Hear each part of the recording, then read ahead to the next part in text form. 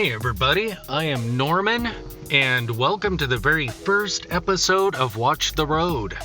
This is a podcast where I take a mic, stick it in my car, and talk to you about watches while I commute to and from teaching Kung Fu to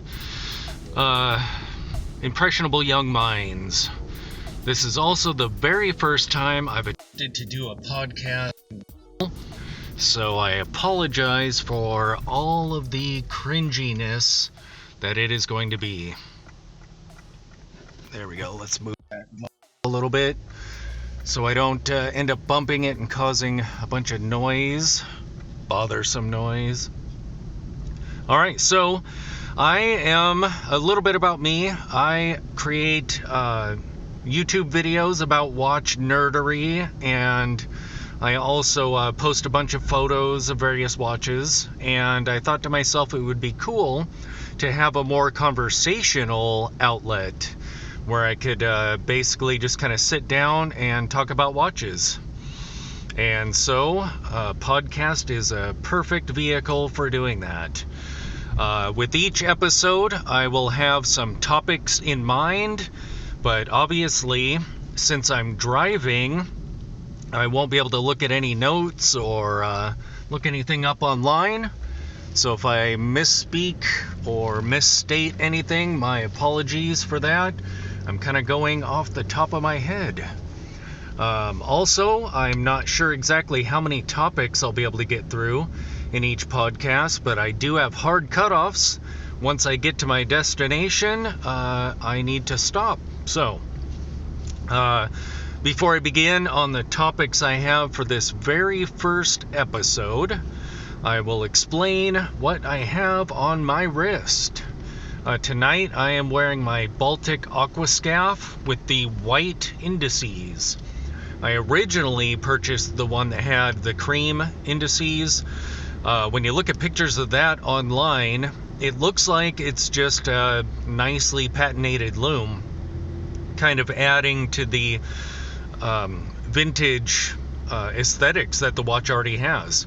And I purchased that, and when I saw it in person, that lume was not cream. It was pretty much orange. It was really dark and pretty difficult to see, especially with that crazy interesting, like, unique dome to the crystal. It just kind of got lost. So after having it a couple days, I decided that I would try out the white lume variant, and if I didn't like that, then I guess the Aquascaphe just isn't for me. So I reached out to Baltic. And like I said, I only had it a couple days, so they have a return policy, and I was well within that. So I requested an exchange and kind of explained why, and they were cool enough to exchange the cream for the white, and so I'm glad I did. The white lume looks great on this watch. It does lose some of the vintage vibe, but that's fine. I think the white looks better on this watch because it's lighter, and it actually glows better being a white lume as opposed to a patinated lume. So yeah, so this watch is cool. I have it on my Hirsch Urbane, which is by far the most expensive rubber strap I've ever owned, and I have to say that it's absolutely worth the price. The quality of this strap is absolutely phenomenal, and it feels really comfortable. A lot of times rubber straps, they're either uncomfortable because they're so thick and tough that they really are not comfortable to wear, or you end up sweating a lot under them, and that makes them really really uncomfortable. But with the Hirsch Urbane, I barely feel it, and yeah, if I go for a run or something, I'll sweat under there, but under normal use, it just kind of becomes invisible. So if you like rubber straps, I would highly recommend the Hirsch Urbane. It's a really good strap. So all right, so for topic number one, I was thinking about discussing the idea of buying a watch that you would normally never consider. I have done this twice now, very recently. So I did a YouTube video on Nautilus and Royal Oak alternatives. With the retirement of the Nautilus, a couple pieces now, everyone's talking about the Genta style pieces, so I thought I would do a video on some alternates to those. And of the pieces that I picked to discuss there, the one that really interested me was actually the D1 Milano. I mean, I like the Tissot PRX, but I don't like the date window. I think in a future episode of this podcast, I'll have to go over some of my weird watch hang-ups. I may even do a video of that one too, because I'm a weirdo. But yeah, I mean, the PRX looks great, but that date window. And the D1 Milano doesn't have a date window. Yes, it's quartz, but it does have a sapphire crystal, and it has Delphine hands, which I've never had a watch with Delphine hands, and I've always liked them. So I was pretty stoked to finally be getting a piece that has them. I also like how thin the D1 Milano is. And unfortunately, that makes it look absolutely huge when it's on the wrist, because it's 40 millimeters and it's really flat. The crystal's flat and the case is very thin. So I feel like it wears kind of like a 42. And I'm someone who's used to wearing Smith's Smith's PRS 29A, and that's like 36 millimeters. I also love my Timex Marlin reissues, and those are 34, I believe. So I'm a person who wears more vintage sized watches, so the D1 is definitely a shocker to put on the wrist. And I don't wear watches on bracelets. I typically wear watches with dressy leather straps or with rubber straps. The CWC, of course, is on a NATO because it has the fixed bars on it, and it just looks stunning on a NATO. The Smiths looks good on a NATO also, but my favorite thing to do with that watch is to really dress it up and put it on shell Cordovan and basically cheat and wear it like a dress watch. But after I did my video on the Nautilus and the Royal Oak, I was thinking I should pick up a D1 Milano so I can review it. It's a watch that I would generally never buy. I mean, I can appreciate a lot of watches, but when it comes to my own collection, I'm really, really picky. So most of the time that I spend on my social media feeds, I'm commenting on or looking at watches that, while I appreciate them and the photos of them look brilliant, they aren't watches that I personally would buy. And so I picked up a D1 Milano, and it was amazing how exciting it was to be receiving that watch, probably because it's so different than everything I own. I was sitting there watching the tracking even more closely than I normally do. I mean, I normally pretty much obsess about it, checking every hour or something, even though nothing changes, right? You know, be good enough to just check it every day and see if I lucked out and it's gonna arrive a day sooner than it originally said. But yeah, I was sitting there just watching the tracking obsessively. And so when the watch arrived, unboxing it was super exciting. And it's really cool getting a watch that I normally would never ever consider. And I think that's a good idea for us watch nerds to do. You know, we get caught up in, at least me, I'm probably just talking about myself here, but I get caught up in sort of like honing my collection, like dialing in on the aesthetics and the things that I love about watches. And so I end up with a very narrow, focused collection. Like right now, my collection is nearly 3/4 dress watches, a couple Bauhaus pieces. All of them are under 40 millimeters. They're all on black, semi-glossy leather dress, shell Cordovan straps, stuff like that. I've got a couple vintage-sized field watches that I've already mentioned, the CWC and the Smiths. I have one out-of-character dive watch, and that is the C65 Trident.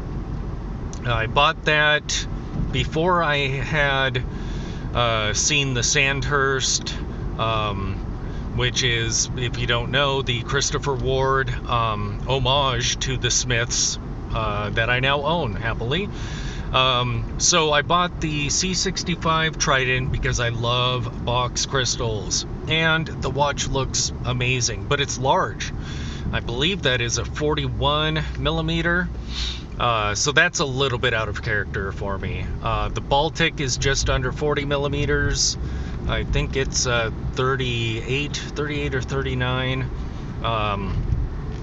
Yeah, so I have a very focused collection, and I'm constantly kind of working toward honing that.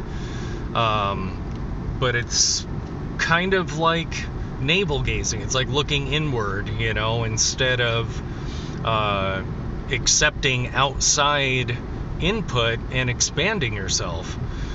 So I think buying a watch that you normally would never buy is good for you.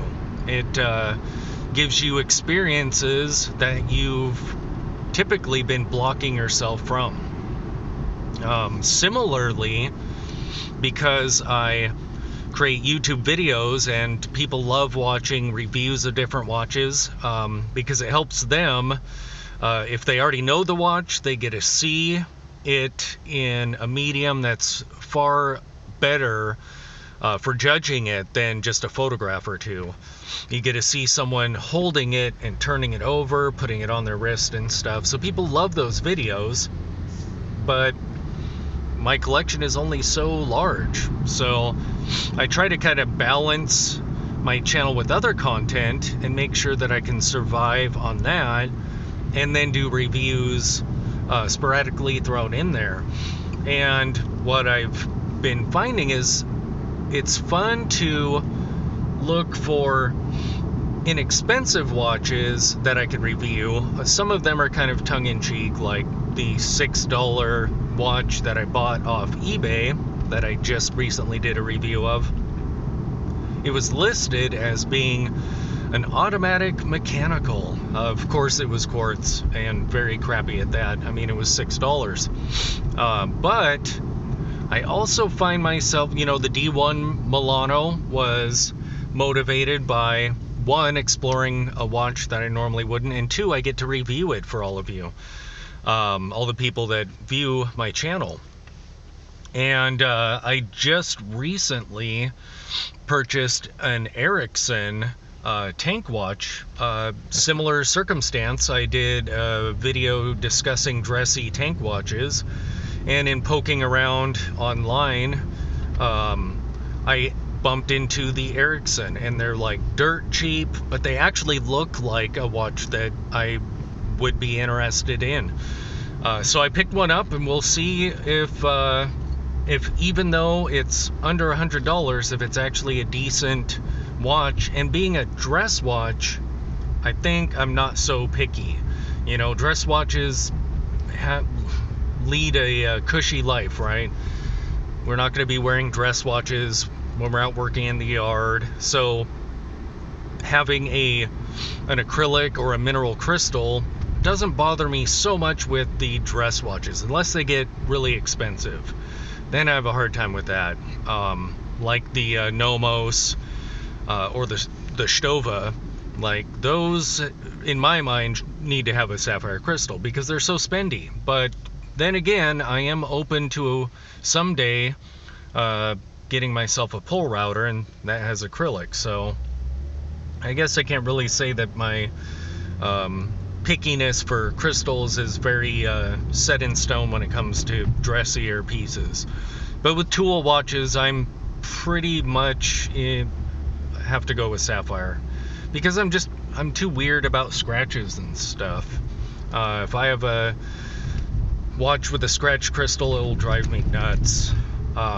So the Ericsson has a mineral crystal on it, but again, it's a little tiny lightweight dress watch.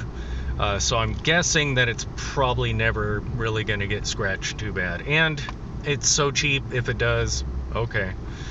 But yeah, I think it's cool to expand your horizons a little bit, and experience things you normally wouldn't.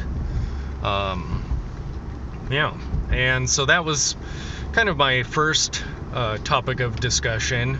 My next topic is actually a little bit, I guess, controversial. I was gonna do a video on it, but decided that maybe the podcast would be a better forum for it. And that is the topic of unisex watches. Being watch nerds, I mean, we spend our time discussing and exploring a little piece of machinery that sits on your wrist. And so all the topics are covered. And so you'll see various topics bubbling up here and there and recirculating and going around and whatnot. And one of those that I will see here and there pop up is someone mentioning that watches should be sold unisex. And so usually I'm just like, okay, keep on scrolling, whatever. Yeah, whatever, okay. But recently, when it came up, I decided I would kind of mull it over a little bit and think about, do I have an opinion on that? And I do and I don't. So I thought it'd be interesting to discuss it. Because I was thinking about the pros and cons, trying to kind of put together a list of what I personally think the pros and cons are on the subject of selling watches to people as men's and women's watches versus just selling unisex watches. And really, for the most part, even though I had a list of pros and cons, they were kind of more like variants of the same pro and con. And so here those are. I think on the pro side, like, what is the benefits of marketing watches as unisex? And I think the biggest benefit to doing that is variety. I think it opens up variety to both men and women and anyone in between, because there isn't any stigma either way. And for me, that would be it would open up all kinds of doors for me personally, because I like more vintage size watches. So a lot of times with like sportier watches, dive watches and whatnot, you have maybe a 40 to choose from, maybe a 42, and then there are the women's watches, and some of those get up to sizes that I would actually wear as long as they are just dive watches and don't have a bunch of gems all over them and stuff like that. I mean, if there was a C65 Trident that looks just like the one that I own, but it's maybe 37 millimeters, I totally would sell off mine and buy that one. But a lot of times I think because watches are typically sold as men and women's, the women's watches have what the companies or the company's think tanks or boardrooms believe women want. And so they throw in bling, Easter colors, all kinds of stuff like that. And I don't recall who it was, and I apologize for not being able to give credit, but in one of the discussions on this topic, one woman wrote, who are these companies to tell me what watches to wear? And it's a good point. Like, let the consumer decide what watches they want to wear. Let the women out there buying watches tell the companies what their styles are. It's no longer the good old days where men wore pocket watches and women wore jewelry with watch faces on them. We're living in a day where both men and women wear watches and wear fitness trackers. My wife wears at least a 40 millimeter fitness watch. She doesn't wear actual like watches, but does wear fitness stuff. And so I think the unisex makes sense in that regard. Like, let the consumer choose. Power to the people. And yeah, and I think that's a good thing. Now for the cons, the main thing for me that I see as a negative is, number one, it's never really going to happen because there's extremes. There are women who like to wear the super dainty little jewelry watches, and there are men who like to wear gigantic, humongous beasts of watches. And to describe those as unisex is kind of weird. And so I think you'll always have the men's and women's category. And I don't think it'll ever really go away.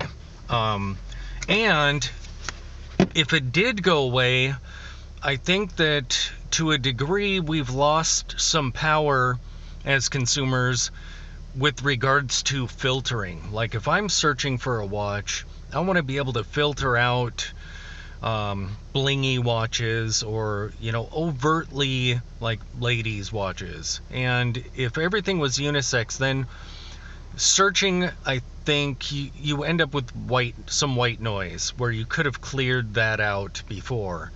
Now, part of that could be alleviated with, case size filtering, with just better filtering in general.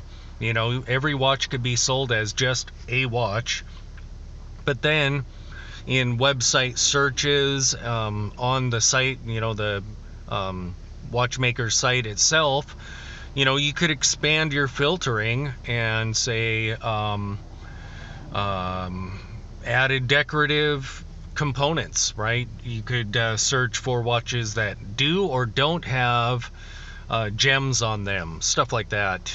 And that would give you the filtering power.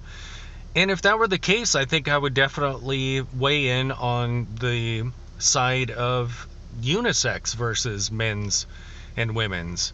But as it is, I'm kind of stuck in the middle. I would like to be able to go onto a site and say, I want a watch with a case size of this, instead of being stuck choosing the large case size or whatever. It'd be cool to have two or three different case sizes to choose from. I will always err on the side of giving the consumer more power and the consumer more of a voice. Now, maybe I've heard arguments about the whole consumer driven watch designs, and maybe that's an exception I would make, because yeah. We'll just let that one lie for now. Maybe revisit that in the future. But yes, I am now in the parking lot, so I'm going to take a brief intermission, and I will see you guys on the other side.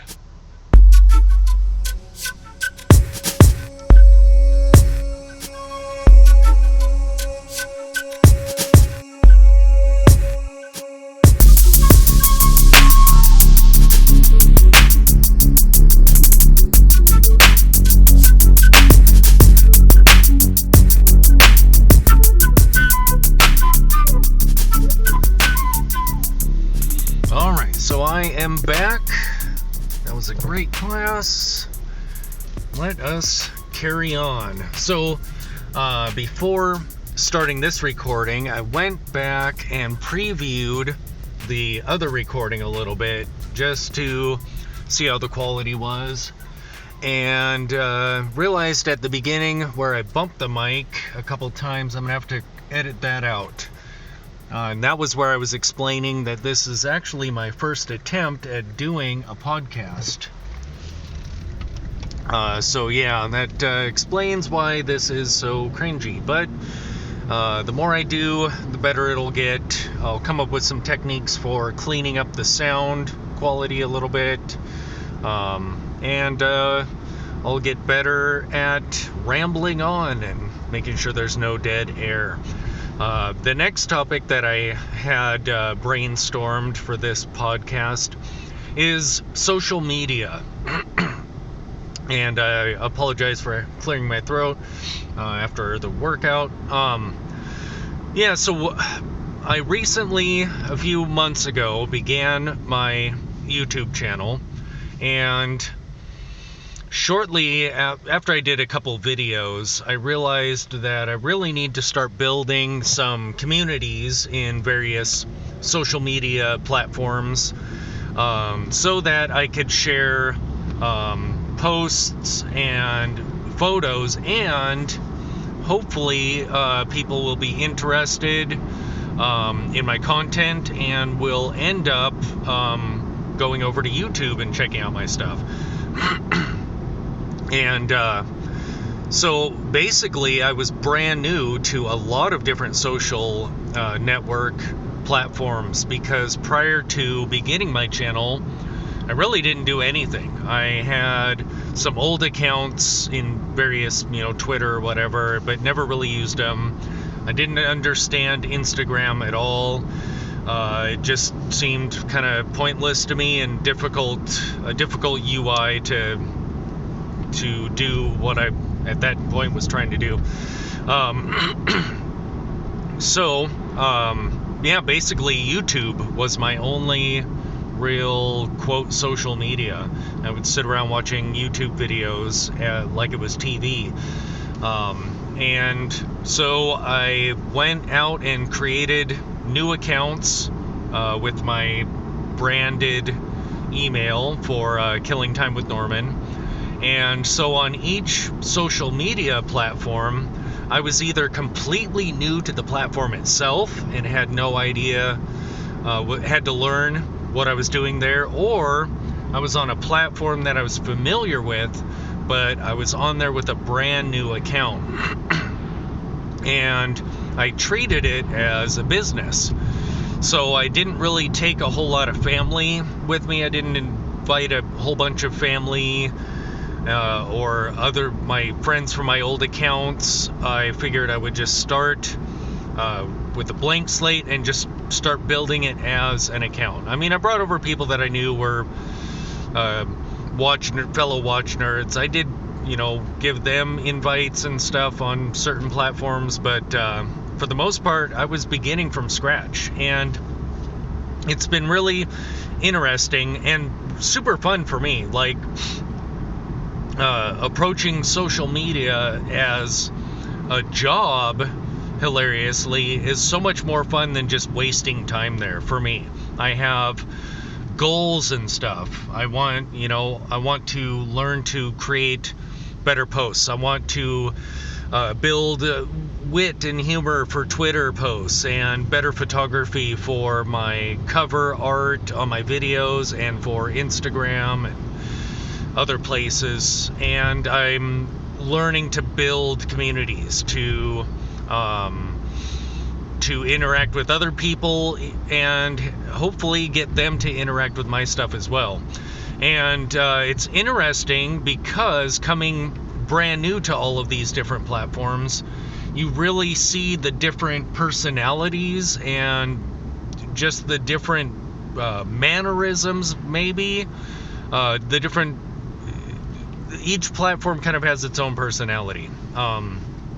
And part of that is driven by the functionality of the platform, but yeah, so I was thinking it'd be fun to kind of discuss what I've learned about these different social media platforms. So we'll start with kind of the outliers, because what I do is I keep my eyes open. If I hear mention of any kind of social media platform, I'll look into it and possibly sign up. Like I heard about an audio version of Twitter where there's, I forget what it's called now, but I think it's only available in the Apple store. But you could post short little audio blips or whatever, and if it was available for Android, I might give something like that a try, because I could do audio stuff and, little chats about watches and stuff. So there's the outliers. And on those, I generally will post promotional stuff, but I don't spend a ton of time there. I know that there's a decent watch community on them, because there's 3 or 4 different watch groups that I'm on, and people are constantly posting to them. I think that's MeWe or something like that. Goofy name, super goofy name. I always just mentally pronounce it Mew, because that sounds better. But yeah, there's people constantly posting about watch stuff there, but I generally just kind of post there and figure I'll just let it grow or not grow for now, because I keep my focus on where I'm where people interact more, and number 2, where I see the numbers. If there's a platform that people are going over to my YouTube channel and checking it out, then I will invest more time there, because I approach it like it's work. However, Instagram doesn't show up at all, I think because of the way the links don't really don't become hyperlinks, at least in the Android app. So maybe that people are not going directly from Instagram to YouTube, but I do spend a lot of time on Instagram. It's actually my favorite. But so there's the offbeat ones, and then there's Tumblr, and that is probably one of my least favorites, just because I've followed a few watch people there, but there's a lot of filth that they'll retweet or that somehow ends up on my feed. And yeah, I haven't really invested much time there, so I'm sure there's things I could do to improve my feed there, but that one I kind of treat like an outlier and just post to it, although I think I've seen some numbers come through to YouTube from there, so it may be worth some effort at some point. I just kind of juggle where I'm putting effort, kind of. And then there's Facebook, which I still use my personal account there, so it's a lot of family. I do have a couple watch nerd friends there that I know in person, and so I always post stuff, promo stuff there, and I have a watch nerds group there that's not really, it's tiny. I haven't really put much work into growing that yet. I'm sure I'll get around to it at some point, but I'll generally post stuff there so family and watch nerd friends can see it there. But most of my time is actually spent on Instagram, because it's to me, I've found that it's the easiest to grow a community. My initial approach to Instagram was to follow as many watch nerd accounts as I could. So I'm following a ton of people there. I figured I would just follow a ton of watch people, and as their posts come through my feed and stuff, I will comment on it and give them likes and stuff where their pictures are really cool, and eventually maybe they'll follow me back. And It's worked fairly well. I have a decent amount of followers there, not compared to the amount that I'm following, but everyone there is super nice. Even if they're just like, hey, thanks for liking my picture, whatever. I really enjoy the community there, and it's a perfect medium for watch nerd stuff. Posting pictures of watches and short little videos. I'll do brief little promo videos and stuff there.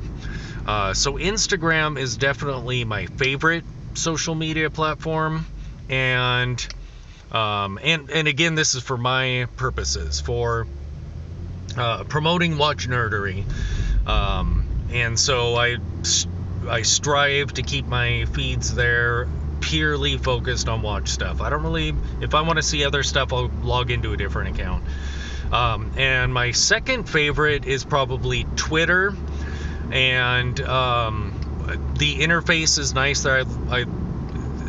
It's easy to navigate through and see what's going on there. Instagram was a lot tougher until I had a purpose for being there.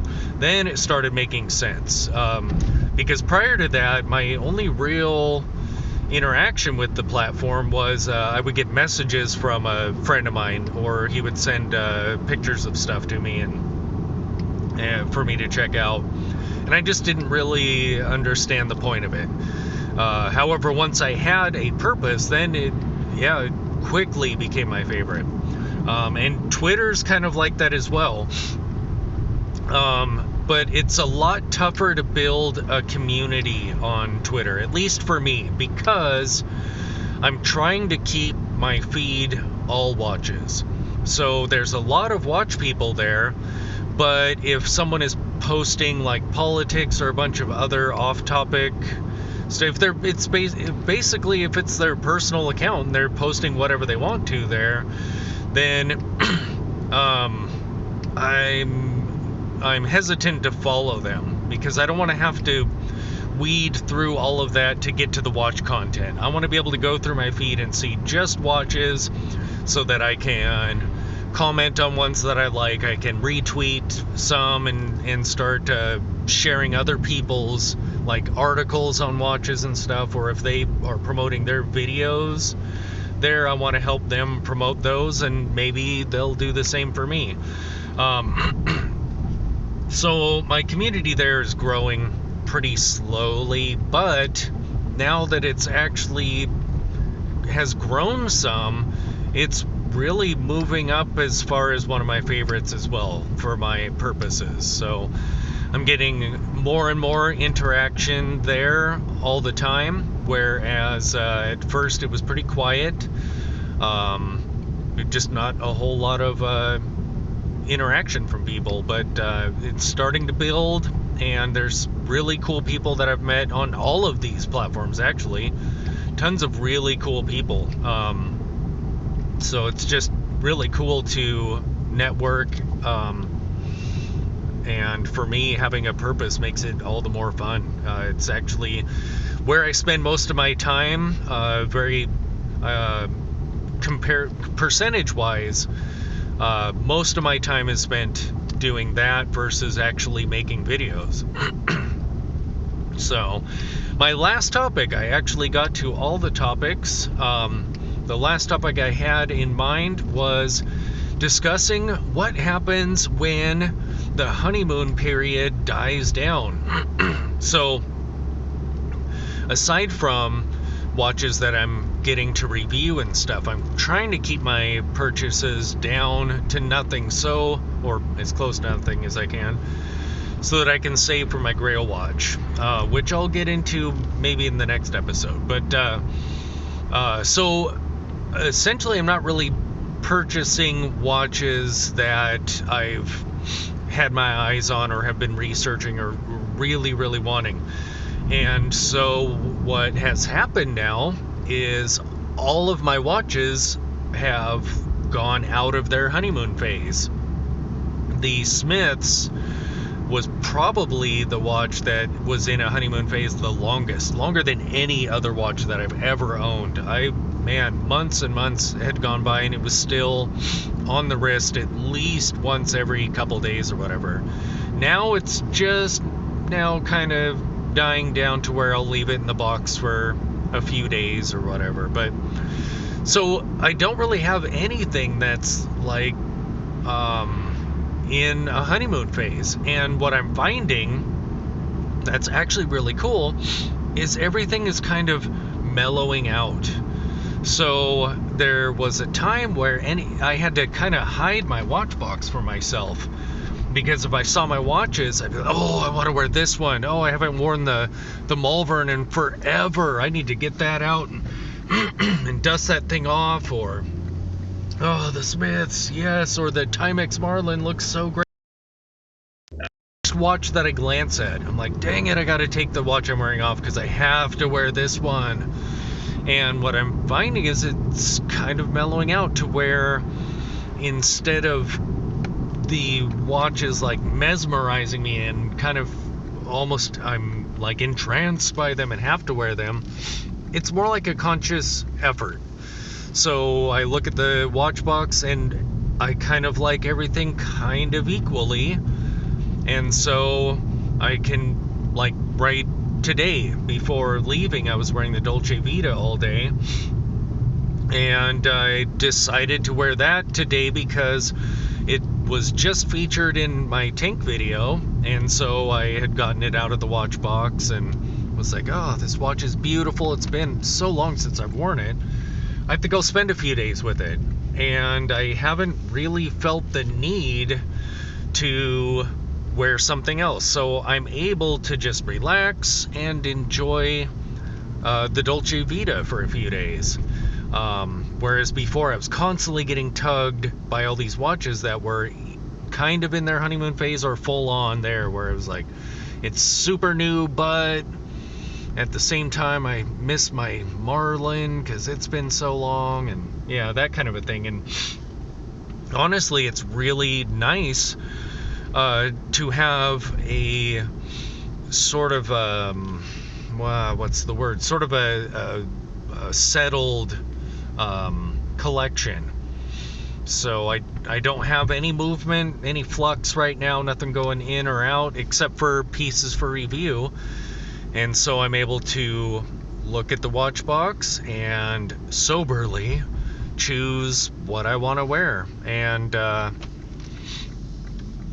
that allows me to spend a decent amount of time with each watch, because what happens when things are crazy is you're constantly feeling the need to change your pieces up, so you don't really get to spend, and this is me, at least in my case, I don't really get to spend a few days with the watch. I'm really just able to enjoy it.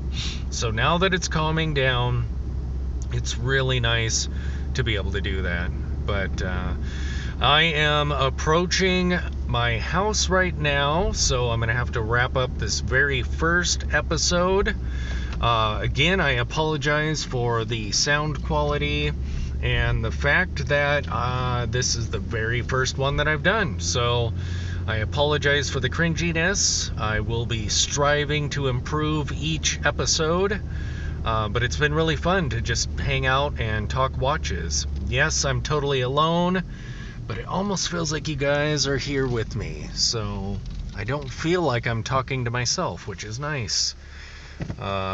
Yes. So with that, I will conclude the first episode of Watch the Road.